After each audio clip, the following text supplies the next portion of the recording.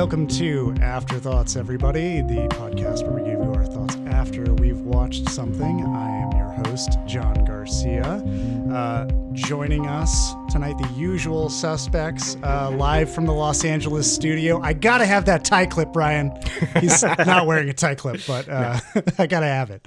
Yeah, Ryan, what's going on? Yeah, sipping on my mint julep today. The secret is to muddle the leaves into the ice. It's actually fucking hard to do that, by the way. It's easier to just like muddle it in the bottom of the glass. Yeah. So it's not very minty. I think it's bullshit. I don't almost have tiny hands. Fucking Fidel Castro. I knew he was full of shit. Was Fidel Castro getting bourbon? Like, I think the whole thing is doesn't make sense to me. Yeah. I bet he could get some bourbon smuggled in there. Yeah, maybe. Trade for some cigars, yeah. And Fidel Castro's number one enemy sitting with us as well, Michael Dixon. Hey, John, I'm going to impale your mom and feed her to my dog with syphilis. What? Inside joke. Very nice. I'm just kidding. I don't have a dog. Just kidding. I have syphilis. And all of these rapid fire quotes coming to you from three guys who have just watched a movie that was never re-released on Blu-ray, only on DVD, and even in digital format. It's in standard definition from what I can tell. Yes. Yeah, I noticed that. So must have pissed somebody off. I don't know. Probably pretty much everyone in the movie industry, I'm sure. Yeah, I'm sure it did. But yeah, we're talking about 2005's Thank You for Smoking. I don't have an MD or law degree. I have a bachelor's in kicking butt and taking names. I get paid to talk. What do you talk about? I speak on behalf of cigarettes. My mommy says that cigarettes kill. Now, is your mommy a doctor? No. Well, she doesn't exactly sound like a credible expert now, does she? Yeah. We call ourselves the Mod Squad. MOD, Merchants of Death. We're lobbyists for the tobacco, alcohol, and firearms industries. How many alcohol-related deaths a year? Well, does that... 100,000? That's what, 270 a day? A tragedy. I front an organization that kills 1,200 people a day. Dad, I want to see what you do. The message Hollywood needs to send out is smoking is cool. You can put the sex back into cigarettes. Get a flight to L.A., I'll get you a meeting with Hollywood super agent Jeff McGowan. Yeah, I'm gonna bring your dad in now. Is there anything I can get you, like an orange juice or a coffee or a Red Bull? No, thanks. Okay. But what we need is a smoking role model, a real winner. Indiana Jones meets Jerry Maguire. Right, on 2 packs a day. Jason Reitman's still getting work, though. Yeah, so good for Jason Reitman. Yeah. You know, so Thank You for Smoking is written and directed by Jason Reitman. It's a satire from the early 2000s, the early aughts, starring Aaron Eckhart. It's basically about Harvey Dent before he was in The Dark Knight. There are several references to vigilante justice. Yes, and like he plays across Katie Holmes, who plays Batman's girlfriend in Batman Begins and then gets replaced by Maggie Gyllenhaal in The Dark Knight. It's like Christopher Rachel, Nolan. that's her name. Yeah, Christopher Nolan saw this and was like, "That's my guy. He's gonna be Harvey Dent." It just follows Nick Naylor. Naylor, I hardly know her. And he as he sleazes his way through the lobbyist kind of like lifestyle for big tobacco. He's part of the Mod Squad, the Merchants of Death, which are like lobbyists for the various industries. It's like alcohol and alcohol firearms. is called moderation. Firearms is called safety. Yeah, it's so what good. does safety stand for? I forget the abbreviation, securing rights for the arms of. I don't remember what the fuck it was. It was some wild shit. I don't remember, but the fact that like, the gun lobby is called safety, Yeah. it was fucking hilarious. So yeah, it's all about Nick Naylor, sort of trying to. The plot itself is like him trying to be a good father, sort of, but also it's all this ramp up to like him testifying before like a committee hearing in Congress about the dangers of cigarettes and tobacco and whether or not they can put this label on that has like the grossest fucking skull that you've ever seen. I was like, this is not something that anybody would graphic design. It's like what my dad would make in PowerPoint. Yeah, it's like a still decaying skull. Like it's not just the bone. There's like some mummy skin on it. Yeah, exactly. And it's just like one of those, it's almost like a Wolf of Wall Street style thing, except it's done way more loose. And I feel like it could have benefited from another 30 minutes and maybe a little bit, like a few passes at the script that punched it up a little more here and there. But I wanted to watch it because I've been thinking about it recently and I don't really know why. It's just one of those movies that's always stuck in my brain ever since I saw it. I was like, man, I remember it being good. And I have it on DVD and I've never found it on Blu-ray. It's like the one movie I've never found republished. It's like fucking Manos Hands of Fate on Blu-ray. And this. And so I was like, hey, fuck it. Let's do it. Let's watch it. It'll be fun, I'm sure. And so I'm curious what y'all think. Kind of already gave a few of my opinions about it. I think that it's good. I don't think that it's great. I'm excited to really just peel back parts that we liked and talk a little bit more about how it's done compared to some other satires we've seen. The score is forgettable. The score very much was like a Hallmark movie kind of score, or like an Air Bud. I don't know. They just had like moments where it was trying to be whimsical and funny, and I was like, it feels like it's trying a little too hard. Then other parts are like brilliant and like fucking laugh out loud, great. And then other parts just feel like they just had 1-2s for characters to just expound upon you how shitty these people are and what they do. But that was kind of my takeaway from it. I love Aaron Eckhart. I enjoyed his performance. I like to think of this in my head canon as, the prelude to Dark Knight. It's just more fun to think that Harvey Dent was a lobbyist before he had his nicotine patch shit happened. Then he became a DA. So, Ryan, what did you think about Thank You for Smoking? Yeah, I first watched this back in college, probably right as it came out of the theater, whenever the DVD release was, and watched it more than a few times. I remember liking it pretty well, so I was kind of excited to go back and revisit it. I did remember things from it because that would have been 2005, so that's like fucking 20 years ago, essentially, that I last watched it. But I remembered in particular like the scene where he's showing his son about arguing about the ice cream, and then the next shot is the both of them having vanilla. After his son's like, you didn't convince me, but then he did, right? And then I remember Rob Lowe's performance as well. It is being very funny. Aaron Eckhart is someone that I like. I've pretty much liked what he was in, and this is absolutely like a role for him that I don't really think anyone else could do. Originally, Mel Gibson bought the rights for this and was going to be in it, and I don't think that would have been right. Yeah, it's just perfect. It's just perfect of his performance. And I remember it being pretty funny, like satirical. And it's interesting looking at it how it doesn't present either side as like the right side per se. In that it also shows the exploitive nature of the government and how they're trying to spin their shit to get what they want. And the bullshit of the industry, the bullshit of all of it.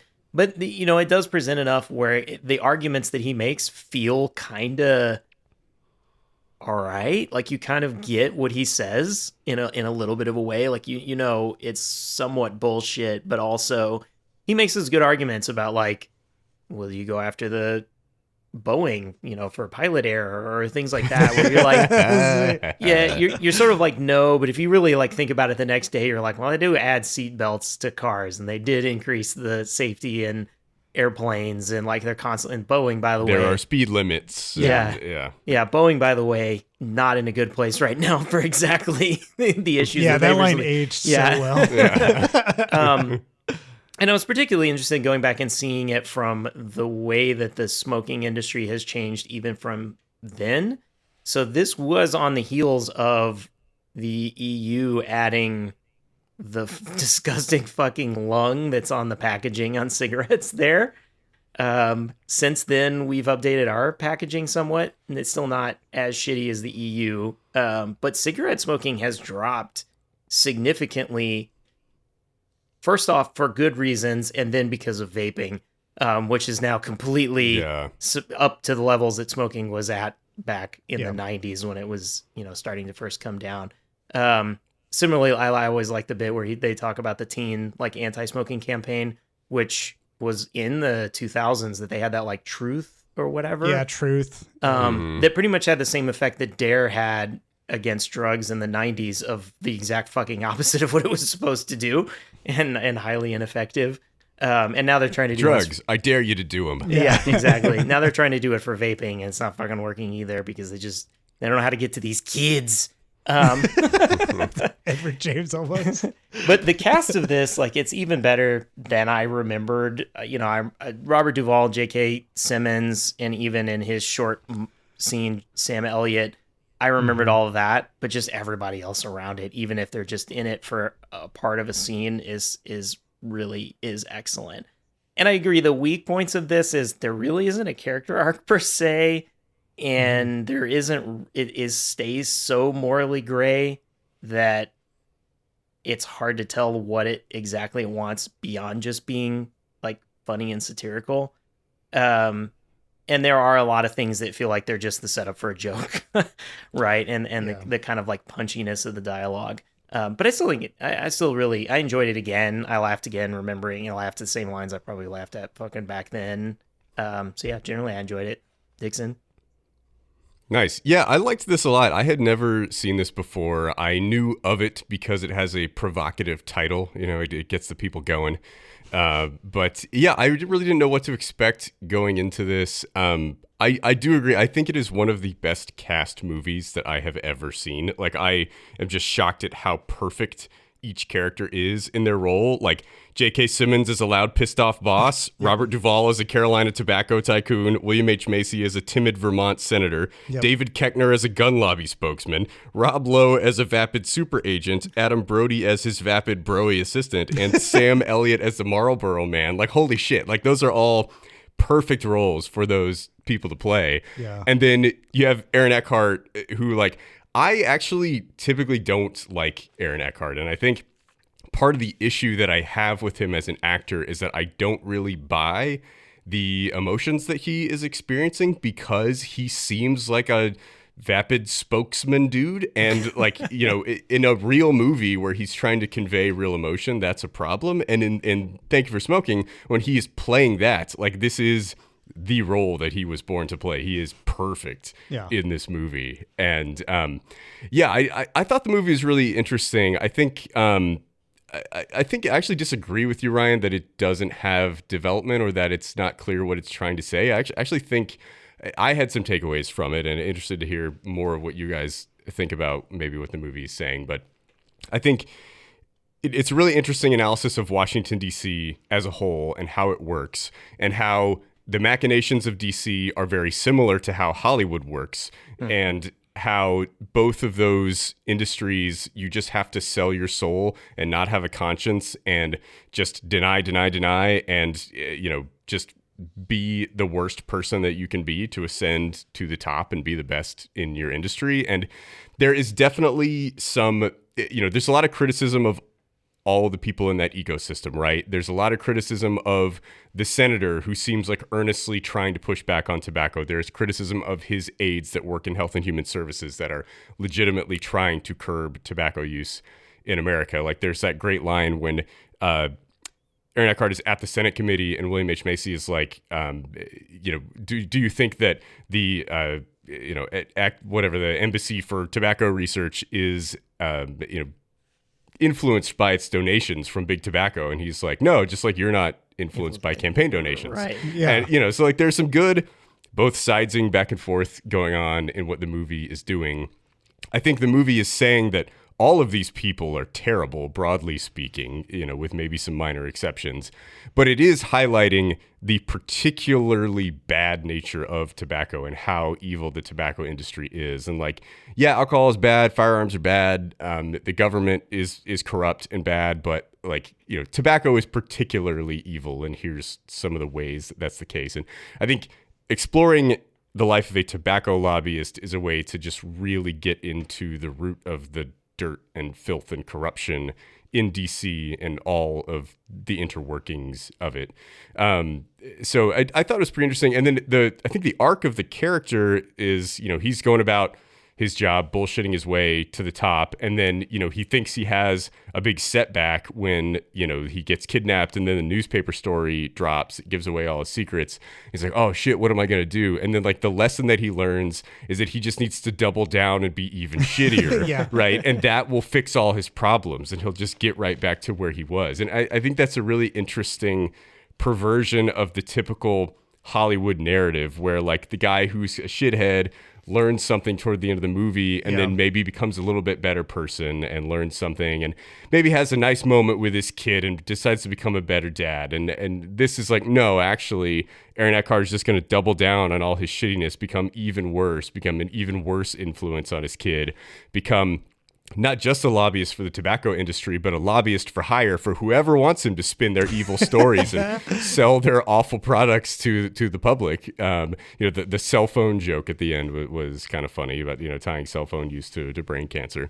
But yeah, I thought that was a really interesting way to kind of attack the Washington industrial complex and all of the machinery around it. So I thought it was really interesting. I think, there are some things that aren't super well done. The editing's kind of weird. Like they start out the movie where, it's one of those things like, that's me, Aaron Eckhart, tobacco spokes guy. And then they kind of never do that again.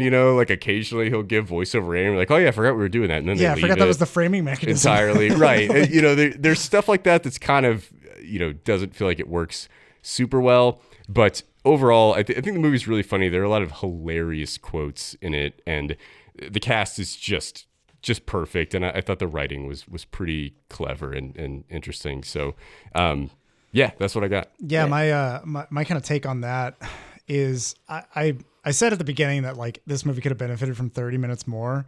I think to have an arc, you would that wasn't as fucking insane as like double down and you'll get out. Like, I feel like that's the most American thing to do is just double down and get through. Right. Mission accomplished on the fucking Navy, the naval fucking vessel. Right. And you're good to go. Or like if you're Michael Cohen and you're like, yeah, I fucked up, this was bad, then you go to prison and you're out of the public eye. And if you're Donald Trump and you just keep doubling down, you're like, no, everything I did was great and legal, then you're fine. Yeah, exactly. And I just would have liked 30 minutes more to hate everybody else like so much more, to just like keep going. Cause I really wanted, like towards the end, you get that wrap up where it's like, well, the mod squad's expanding. Now we've got like all these other fucking people near our table and shit. I wanted scenes where the characters were at that table sitting next to like everyday people and getting looks and just being like, fuck off. Like, and everybody being like, oh yeah, I guess we can fuck off. Like, all right, well, whatever. I wanted like those scenes. I felt like a lot of characters in it, like Sam Elliott's character, that whole conversation that Aaron Eckhart has with him is just like 1-2s back and forth about how pissed off he is, and it's there's that whole clever like, here's how I'm going to twist this and get you to be complicit and silent by giving you money, hush money that has no strings attached. I felt like they could have shown more to set up the Marlboro Man. Do like those, I don't know. I wanted to see more scenes where we actually had these people going through those experiences and seeing how shitty the tobacco industry is, watching them get punished and then watching them also fall in line with it. I don't know. There's so much to it that I felt could have been expounded upon or played with, or there's just like way more room in the script to add those experiences. And it felt like it was really rapid firing. It was like an Aaron Sorkin film, but like good. Yeah. Where it was just like trying to get to like the punch and punch and punch every scene. And so in between all of that, they're like cramming scenes of like his son seeing him in the background, his son like peering through a door, other stuff that probably could have been let breathe. And yeah, then William H. Macy in the first scene you see him when he's behind closed doors, he's like, you're supposed to get like a really sick kid, like in a wheelchair who can't talk, with like a dog that has to go everywhere with him. And what the fuck is wrong with you? And it was just a great, like, I liked watching the moments where Nick Naylor sets up how terrible the tobacco industry is. And then immediately after, whoever he's talking to or against is shown to be just as shitty or in a similar vein, like exploitative. But yeah, I wanted more. That's all I wanted. Naylor is in it. It's an interesting like anti-hero setup. And I had shades of like Wolf of Wall Street in my mind, which is a similar like they don't get what you think they should get by the end of that movie. It's a bit scarier because it's real life in that case. But I think that, yeah, he says it early on when he's talking to Katie Holmes, the journalist's character, that he's like paying the mortgage. He's like Nuremberg defense or whatever that he says. And the last lines of the movie are that like, this is my job. Like that's how he views it, is like, this is just what my job is. And the comeuppance really comes to like William H. Macy kind of doesn't get what he wants. Katie Holmes gets fired, right? The journalist gets fired. Yeah. Kind of everyone else that you would think would be somewhat the winners in this aren't. And I do appreciate that like inversion, but I do think it doesn't necessarily follow an arc as much as being, and you know, I'm like, neither does Airplane. Like satire films don't necessarily, like there is an arc in like the action, which is the same case in here, but there's no like character piece per se either. So like I can be okay with that. I don't know, for some reason, I think because this is, it seems like it's more narrative than strictly bullshit comedy, that it's kind of I don't know, falls a little in that middle, and I wish it would go one way or the other, like either more extreme comedy or give us a little bit clearer narrative about I'm just paying the mortgage. Yeah, that's where like I think it gets muddled for me too, is there's not only would I like more of it to hate these characters more, because I think more of it would give it more of a chance to double down on what tone it actually needs. I felt like the tone kind of wavered here and there, because there would be serious moments that I think even if it was using those serious moments to then undercut them with like, no, Nick Naylor is still just a piece of shit. Like the moment that he's talking to Sam Elliott and he's like, here's this money. They're giving you this money to, you know, it's just a gift, whatever. You're not supposed to do anything about it. There's like a moment where Aaron Eckhart thinks, and you might be persuaded to think that he feels bad because his son happens to be in the same house, might be listening in or watching him. And he's like, here's what you're going to do. You're going to take this money and you're going to call the news. You're going to get the news to come down here and you're going to shovel all this money here. But the moment Sam Elliott starts like going, oh, like into the camera, that's when you're like, oh, okay, yeah, this is bullshit. And he knows exactly what he's doing. And he's taking advantage of that moment. He suckered Sam Elliott in. He suckered the audience in for a second. And here's how we ride this. But I felt like maybe it's the suffering of more of like the indie budget, and not being able to have more budget to buy like bigger sets or bigger things to have, that made it feel more, sometimes they just have to go to a room and talk for a really long time. And other times they can do funny shit, like his weird death sequence, his near death sequence where he like wakes up in a hotel and it's like doing the instructions for how to escape a fucking fire. And like, that was like a fun, surreal moment. And I wanted so many more of those. And there just weren't. And like the editing came in at random times with voiceover and whatever. But there is the interesting narrative with his son kind of buying in more to the bullshit. And your expectation is eventually the son fucks up in some way, and Aaron Eckhart's character, Nick Naylor, gets a heart about like, oh God, what am I doing? Which is just not the case at all. The son just becomes more like him and wins more arguments, not negotiations. And originally, and they even shot for it after the Congress, his son starts to smoke a cigarette and he smacks it out of his hand. He like smacks it out of him or whatever. And Reitman was like, nah, I don't want that. And I do think that, that would suddenly undercut everything else, especially like the rest of the ending, to have sort of this like clear acknowledgement of like, no smoking. Like that. Weirdly, no one smokes in this movie. Which is also an interesting choice. But yeah, it never, and enough that like, as you mentioned, I think Hollywood is probably more upset with this movie than the tobacco industry, because they actually never came out and said shit about this movie, because they kind of were like, it never really actually necessarily made us look bad. It didn't make us look good. Is an interesting way to look at it. It definitely makes agents look bad. Yeah. Sure. Yeah. Agents and yeah.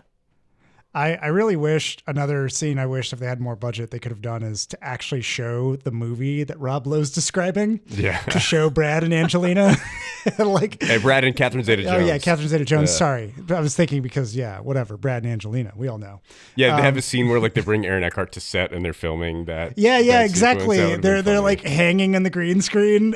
It's like not at all what it's going to look like, and then later like, oh, Brad fuck. Pitt's like in a harness in front of a green screen, Right. trying to figure out how to smoke while on top of Catherine Zeta-Jones. What Yeah, would be they're like- excellent not there? blowing smoke rings quite as good as Aaron Yeah. Eckhart wants them. Yeah. Oh man, it'd be No. so funny if they were like, bring the cigarette in, and there's like a little fishing wire with the cigarette floating over to. I think you either directly acknowledge that Hollywood cigarettes are bullshit, like that they're not cigarettes, or it isn't even there. Like, and he's like, "What the fuck? Like they're supposed to be smoking or whatever. What the hell is he doing?" And it's like, "Oh, we'll just digitally add We'll the fix it smoke in post." rings, the cigarette. Like we'll add all that later. Like make it even more obvious that it's bullshit."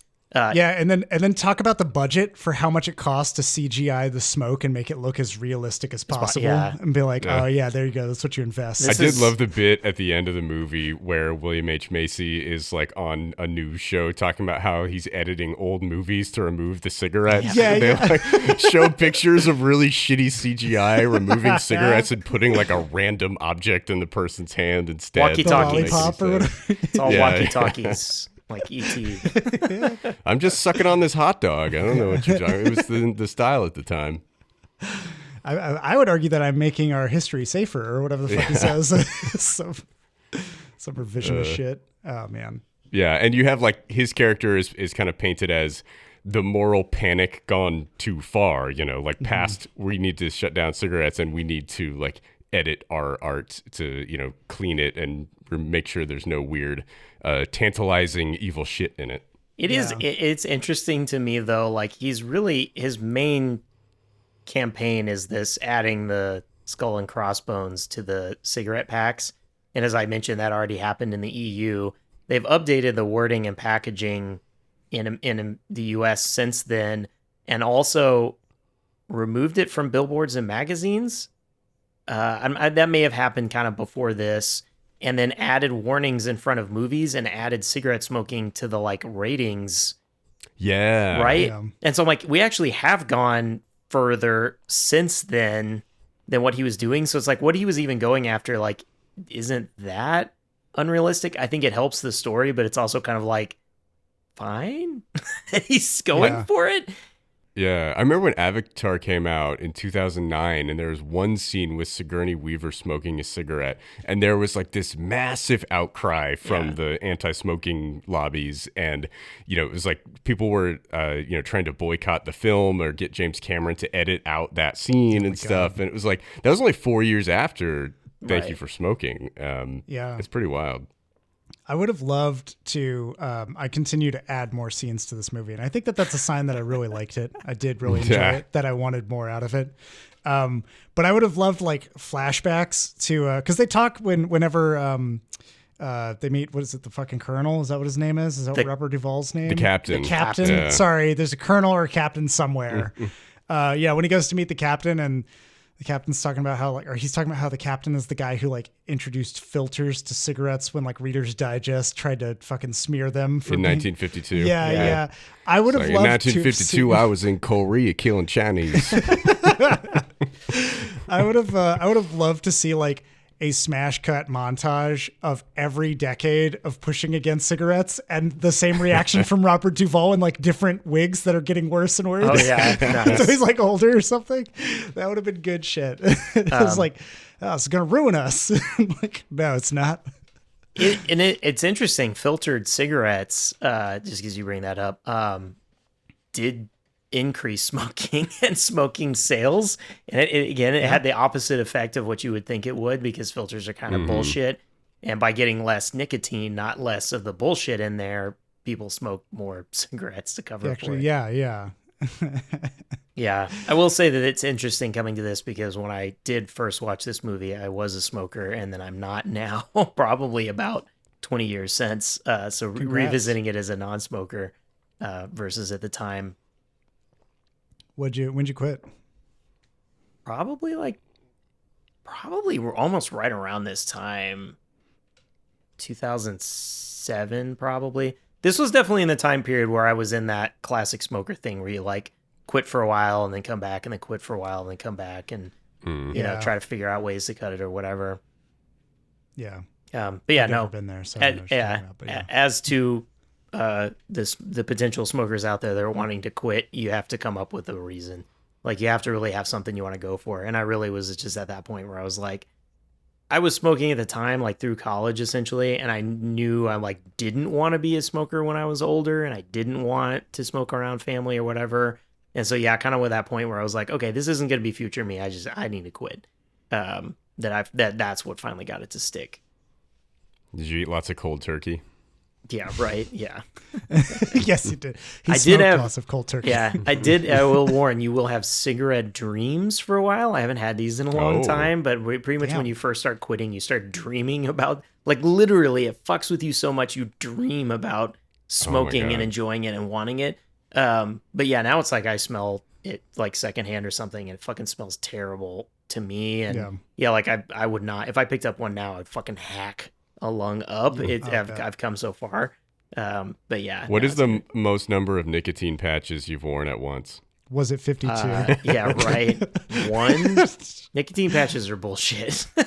Maybe one. Yeah, and it didn't really I heard work. That doesn't work. recently that you could put a nicotine patch on like a venomous snake bite, and that's actually better than the myth of sucking out the venom. Yeah, that's Is that interesting. true? Yeah, I don't fucking that's know. interesting. Somebody Nicotine just and told me that. nicotine and caffeine are in the same like class of I can drug believe it. and hit the same like receptors or whatever, which is I it's smoke crazy to coffee talk beans all about. the time.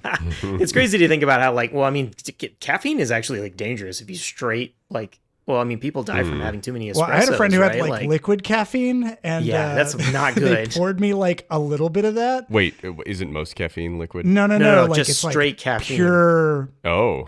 It's like in this. It was in this tiny jug. Like it was like a It's like moonshine the maple, tiny jug. the legit maple Yes, syrup. that- yeah, and we were in college, and they poured like a shot for everybody, and we did it. And they were like, if you like do more than this on the back, it was like you will have a heart attack. Like you'll fucking Oh, die. yeah. Oh my God. I was like, I was wired for Yeah. so many fucking hours. after That is very When, risky. how long until you slept after doing that?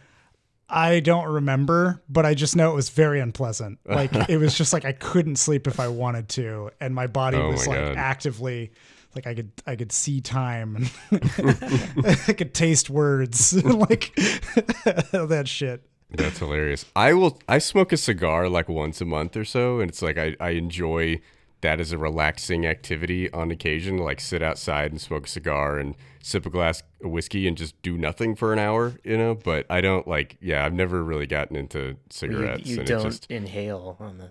Right? Isn't no, that- you Yeah, don't. you I don't know I inhale don't on the inhale on cigars. cigars. Yeah, no. That's the key. I mean, you can allegedly still get like mouth cancer. Yeah, or you'll get something, but- the same Yeah. with dip. Like Yeah. you'll get mouth cancer or whatever. if you do it all the time. Yeah. I'm like, Yeah. yeah, everything in moderation. But yeah, like do you ever hear the stories about how Arnold Schwarzenegger just bullies a bunch of people into becoming cigar addicts? Wow. Yeah. It's like on the set of Predator, he kept telling everybody, he's like, what are you, pussy? Do cigar. You need a stogie in your hands. It got like Carl Weathers addicted to it and Yeah. shit. Incredible. He's finally If stopped that's how smoking. Carl and he just died, I'm has gonna them. be so Yeah, pissed right. at Arnold.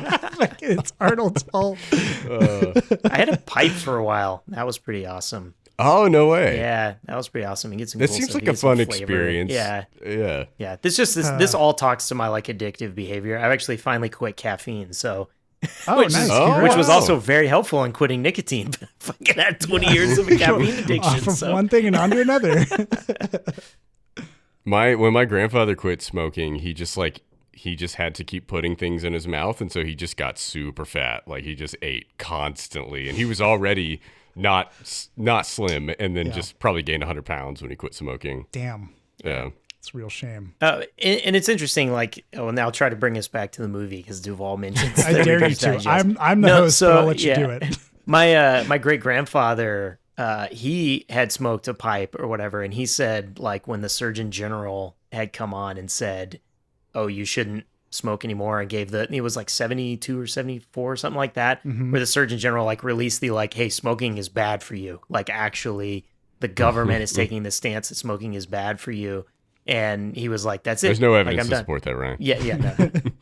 But that was it. That was like the thing where he was like, "Oh, well, I'm not gonna do that anymore. Like that was the thing that like woke him up to like, okay, well, if the government says it, then I'm gonna actually believe it. Wow, that's and he pretty quit. amazing. Back when the government had that kind of power, I guess, and that persuasion. And I think there was an impact. Like there definitely was an impact on it, and even more studies. This is like right after Watergate, right? Yeah, this would have been. You would think that I don't know. I feel like when an authority figure tells you not to do something, most people just do it, and then also the government had just lost a lot of credibility with people.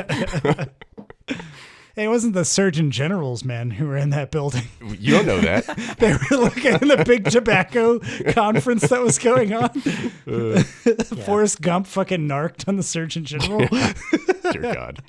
And it is interesting. So, I mean, this is based on a book, but conceptually picking smoking, because he has the argument with the rest of his mod squad about how, like, he's the worst one there. And even still, it's the leading cause of preventable deaths. I think, when you get into just like general cardiovascular, general cancers are higher than individually cigarettes. But as far as like car accidents, guns, drinking, like smoking is still that Vermont number cheddar one. cheese. It's great. Yeah, cheese. Cardiovascular, maybe. The great state of Vermont will not apologize for its cheese. It's harder to pin down exactly how much red meat and cheese play into our cardiovascular Plenty of deaths over lobbies time. out there. But yeah, no, like cigarettes, it still blows my mind that like it kills more in a year than COVID did, even as COVID spiked.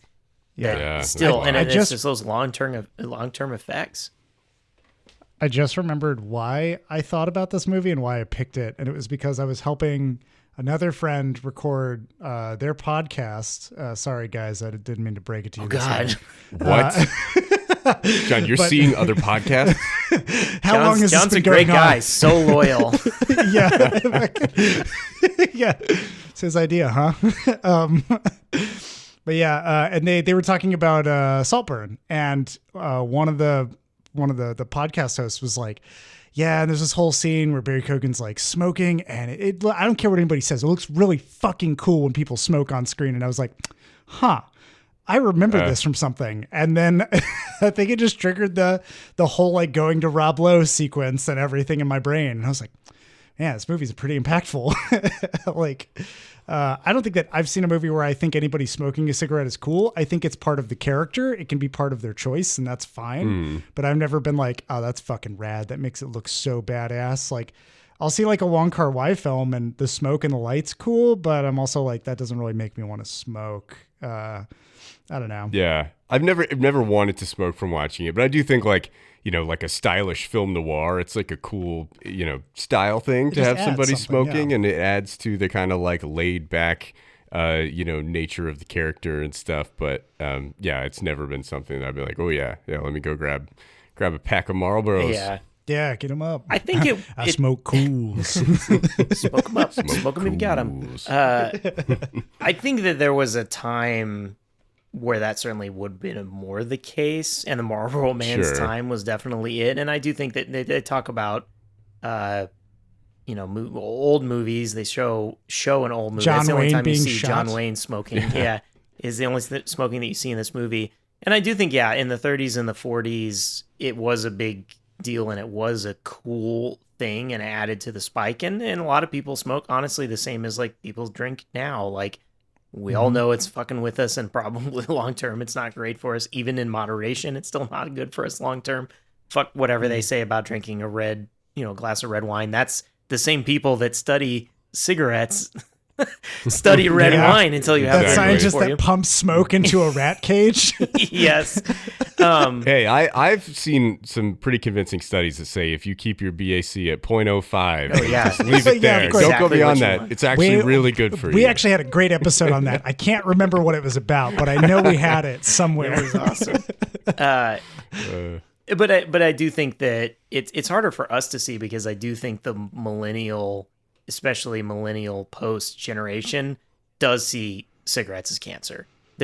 Even though we were doing it, even though but it was lower rates. It was starting to have that impact. That was what people thought, and that's what people equate cigarettes to. It's not what they equate vaping to, and that's the thing. But it is interesting how eventually the Surgeon General and the warnings and the studies did get through for the most part, not internationally, but in the United States for the most part. Yeah. Yeah. I don't get the vaping thing. It's so weird to me. Like I had a friend who I was talking to like a year or two ago, and he was vaping, and I was like, oh, like what, you got weed in there? And he was like, no, it's just like some peach flavored nicotine oil that I just like smoking. I was like, what the fuck is wrong with you? That seems like, why would anyone want to do that? The nicotine's got him. It's too Well, late. Sounds terrible. Yeah. Like I said, the nicotine hits the like the same receptors like the caffeine does. And I'll, as a smoker, I don't want to talk about my smoking this whole fucking time. As a smoker, too that like late. first cigarette that you have fucking like knocks you out, right? But it's the like 10,000 cigarette that you have that it has no fucking effect and you're hooked to it. The same way that like if you're a kid and you have caffeine, you get fucking jacked, right? Oh, yeah. Or like what you were saying, John, about like having some straight caffeine, you get fucking jacked. But eventually it's like it doesn't do shit for you. And that was like, it was hard for me to kick caffeine because it was like, that's what I did. I woke up and I had coffee. Right. And it's like when you don't, you have a fucking killer headache for like 2 days. It's impossible if you have that much. Right. So, yeah, it's interesting to see. It is the addicting nature of it that really drives it to be the terrible thing it is. And in the way alcohol, I'm like saying alcohol is a great thing. We obviously talk about it. But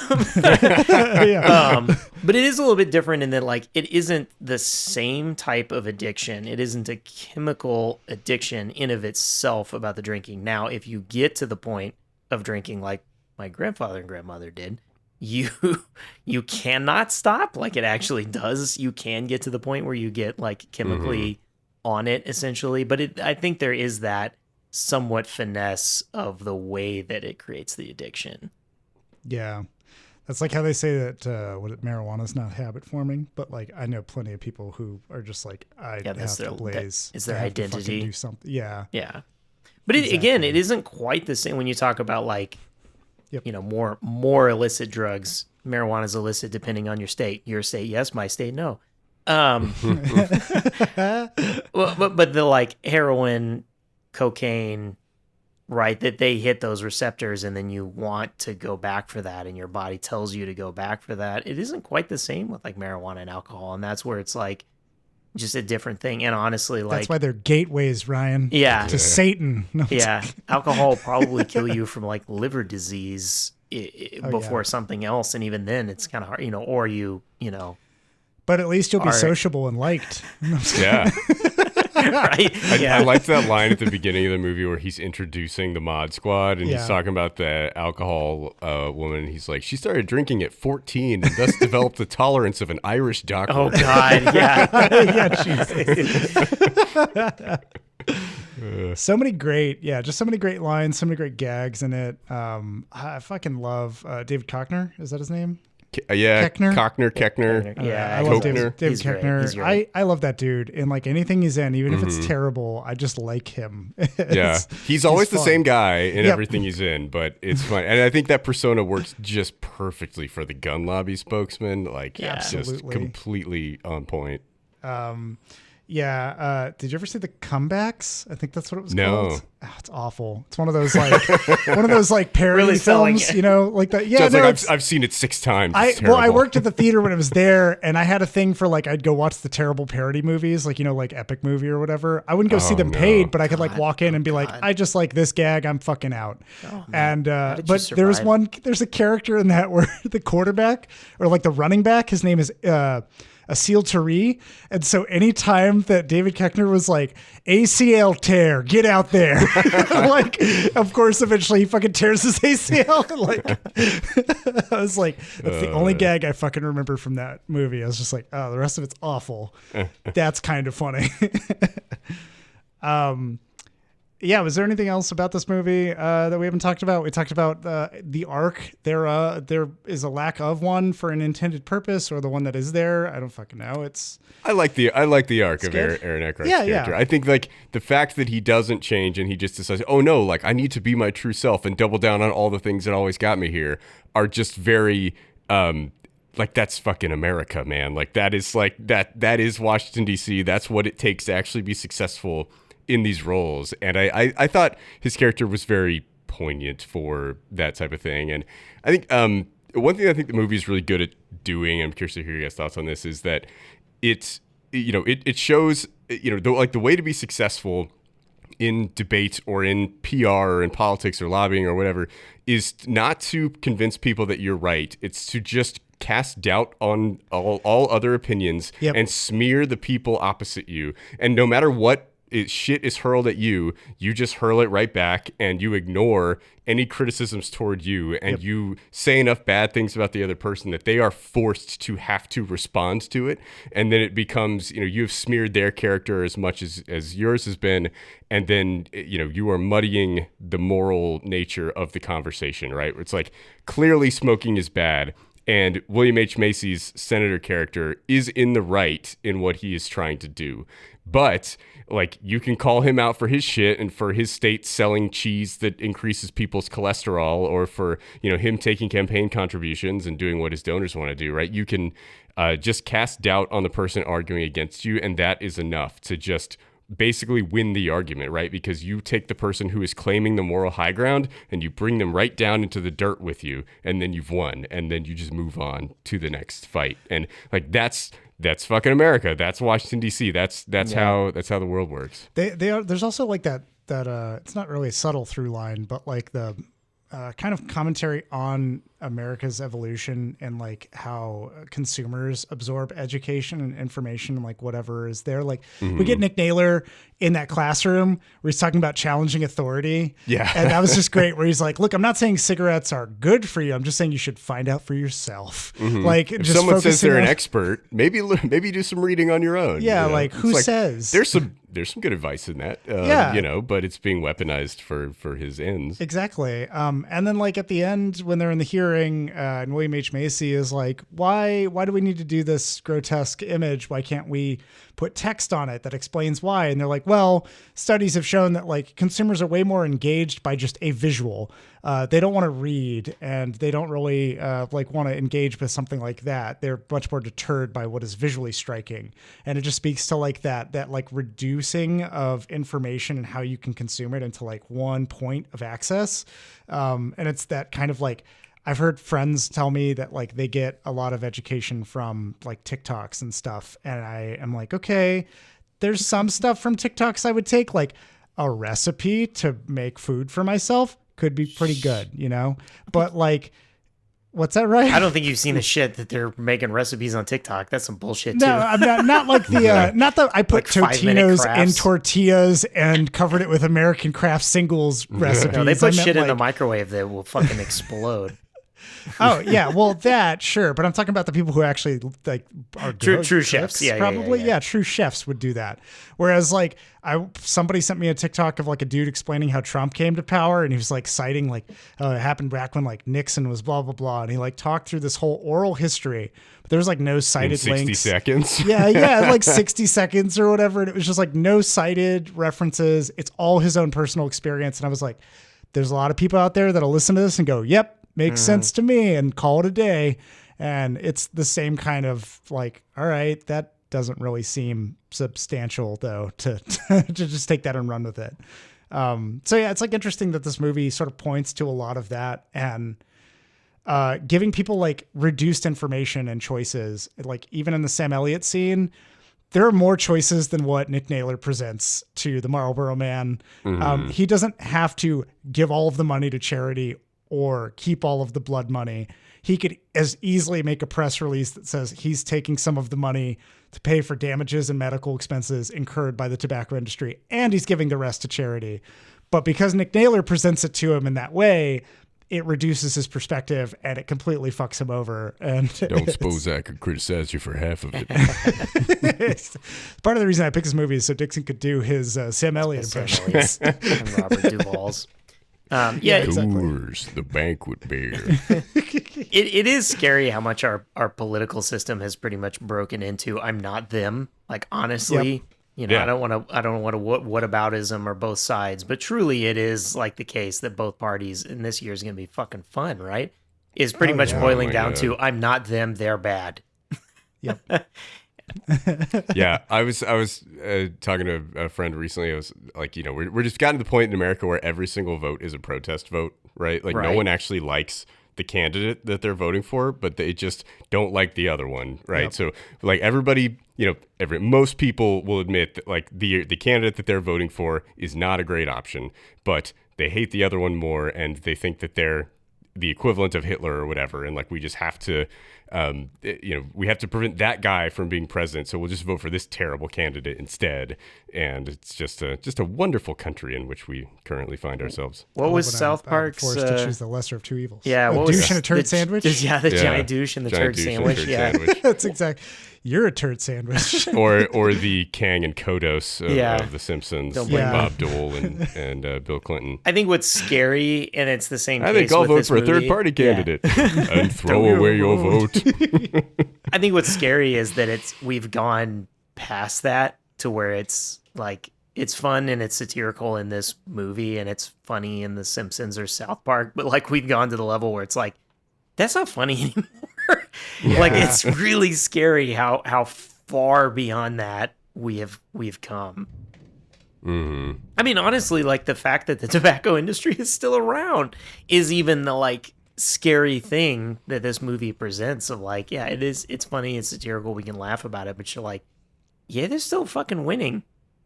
Mm-hmm. I mean, there's got to be a reason. That's like so many other pieces of the industries like that are out there. It's like, what they fucking had Deepwater Horizon as a movie, and they have like a Halliburton. Don't they have a Halliburton movie or something? I don't remember. They have some other shit that's like Black Rock, absolutely fucked. Like environmental damage. We've had so many dramas and documentaries about. There was that Mark Ruffalo movie. That Mark Ruffalo a few years one, ago. DuPont. Is that the DuPont? Yeah, one? the DuPont one about Teflon. I'm blanking. It's a Todd Haynes movie. I forget what it's called. But. Yeah, but like they had those. I never got to see that one. Did you see it? It was good. I liked it. Yeah. Yeah, it just like.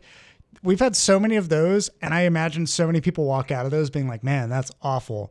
And then they just go about their day and they go buy the exact product that they were just looking at. And there's not like, you don't have to make a change overnight. You don't have to go cold turkey with everything. You don't have to go cold turkey with anything necessarily. You just build yourself a ramp out of it. Heat up the turkey.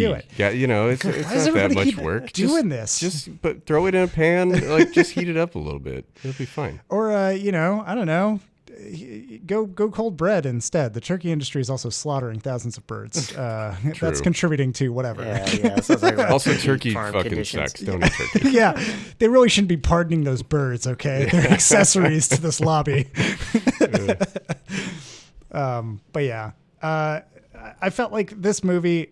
I feel like it's produced a really fun and interesting discussion, a lot of serious shit in our conversation too, which is surprising to me that it would get this far here. Why don't we lighten things up? Dixon, you got some quotes written down, right? Surely you have favorite quote. I do have some quotes written down. When you're there, you're not Ron Goody, the guy your friends probably like. You're Senator Finister's aide, and your name really doesn't matter. That's a pretty solid line. Good job, William H. Macy. Thank you.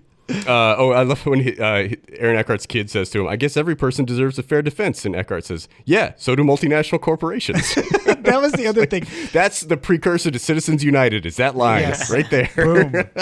Corporations are people too. I will say, like you mentioned all the actors at the top. I do think that, and I'm blanking out his name right now, normally kid actors can be hit or miss, and often miss and annoying. He's perfect. He actually does a really good job in this movie. Like, he is perfectly cast for what he does. Yeah. Cameron Bright, that's his name. Yeah.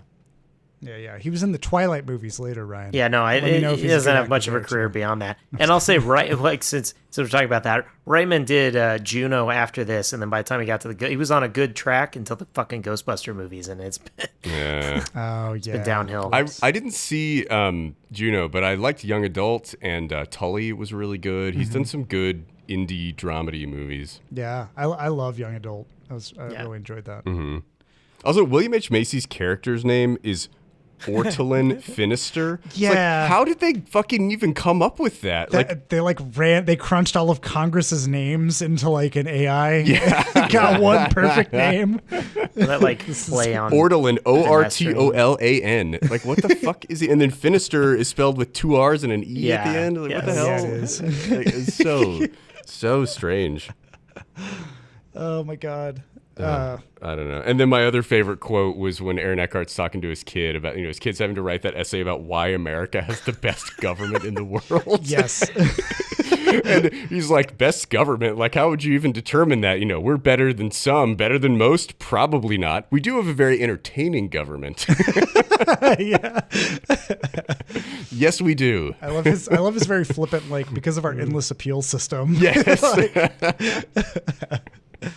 I always remember particularly like the I have to go London. It's 7 a.m. in the old empire. When do you sleep? Sunday. Yeah. You know what time it is in Japan? 4 p.m. 4 p.m. The future. Tomorrow. Tomorrow. Yeah, it's tomorrow.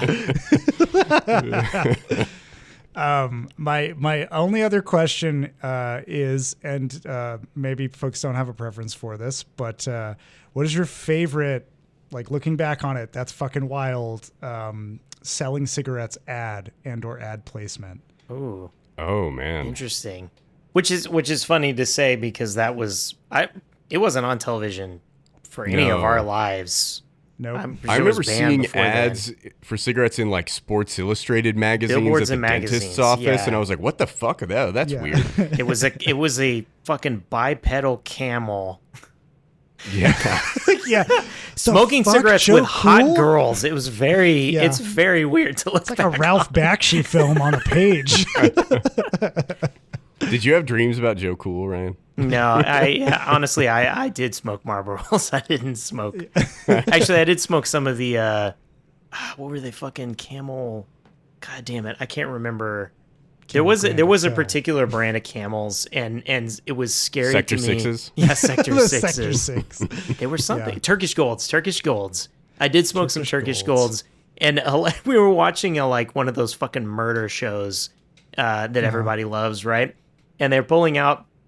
They're going around collecting all the like pubic hair and whatever around the scene, and they get this like in the backyard. There's like a cigarette butt that's left, and they like pick it up and they like put it in the little baggie or whatever, and they're like, "Oh, what is this? What is this?" And I was like, "That's a Turkish Gold." Like I fucking recognized it, which was disturbing. And then like 30 minutes later, they're like, scientists were while the detective was looking at this, he was able to figure out that it was this new brand from Camel, Turkish Golds, which was rare at the time. I was like, oh fuck, that's a problem that I knew that. I just, in my mind, thought it would have been funnier if Investigative Discovery or whatever the fucking show was that was doing this had just been like, we put our scientists to the test trying to figure out what the cigarette is, and you just see a dude with every different pack smoking one each, and then Until it trying to gets take to a the drag butt. off the butt. Yeah. It's Like just they fire bullets "Nah, it's and they not this compare the one." bullets. Yeah. Exactly. Oh man. I would say, I guess for mine, I gotta go with the Flintstones. I fucking love that the yes, Flintstones the had an Winstons. ad where Fred's like, Bonnie, I gotta take a little load off, and like pulls out the fucking Winstons, takes a smoke, and he's like, hey, that's the ticket, Fred. It's like, oh my god, what the fuck? Yeah. That's a pretty good Fred and Barney impression. Oh, there, thank you, John. thank you. That would be great if they ran the old Flintstones with the Winston ads like they used to Oh my when you God. watched them. Yeah, they had some of the cool man. ads, a lot of those where they had tie-ins to like kids shows and shit. Yeah. Yeah, I remember when I was a kid and Sesame Street was doing the letter C, and Big Bird was like, "C is for cigarette, kids." That's right. Was that when Clint Eastwood was hosting? C is for cocaine. Yeah. Is that Oscar the Grouch guy? Gotta clean up the streets. He's just smoking butts in the garbage can. Oh man. Put the cigarettes out on Oscar. Oh man. Anything else you want to add? Oh, I think that's all I got. Yeah, All right. I think we nailed it. Yeah. Kids don't smoke. Do drugs instead. Well, cool. That'll wrap it up for us here. Let's see. I would recommend this. Ryan, would you recommend Thank You for Smoking? Yeah, I think, and what I had remembered, I have recommended it over time, and I think even having seen it so long ago, I still would have recommended it to people. Seeing it recently, I'm like, it's fucking funny. It is a funny movie. It is a good satirical movie. I don't think that this is one that falls into that you walk away thinking smoking is cool, like you get the wrong thing out of the satire. It's a satire that's relatively clear in what it's, what it's satirizing and why that thing is shitty. So yeah, I think that it's just it's a good, clear, satirical, funny fucking movie with great acting. Yeah, and a fucking stacked cast that is well cast at that. So I agree. Dixon, would you recommend Thank You for Smoking? Yes, highly recommend Thank You for Smoking. I think it's hilarious, but I do think it's also very insightful into how America works and how things get done in Washington, D.C., with a little insight into the movie industry as well that's kind of interesting. So definitely really enjoyed it. Yeah. Awesome. Well, there you have it, everybody. From the Afterthoughts crew, I've been your host, John Garcia. Joining me, as always, Ryan King. Michael Jordan plays basketball. Nick Naylor sells cigarettes, and we make podcasts.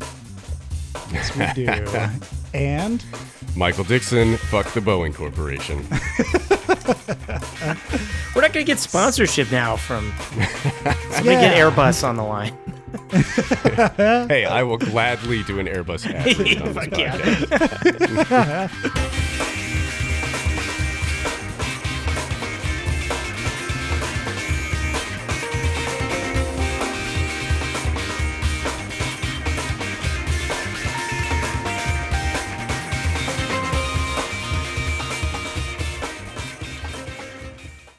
hey there, movie buffs, TV toughs, and all listeners in between. John here from the Afterthoughts podcast. I just wanted to drop in at the end of this episode and say thanks for listening. If you've got afterthoughts of your own to share, hit us up. You can find us on Twitter, Facebook, and Instagram at The Afterpod, or jump into a conversation on our Discord server. You can find info for this and more at theafterpod.transistor.fm. Thanks again for listening, and we'll catch you on the next episode.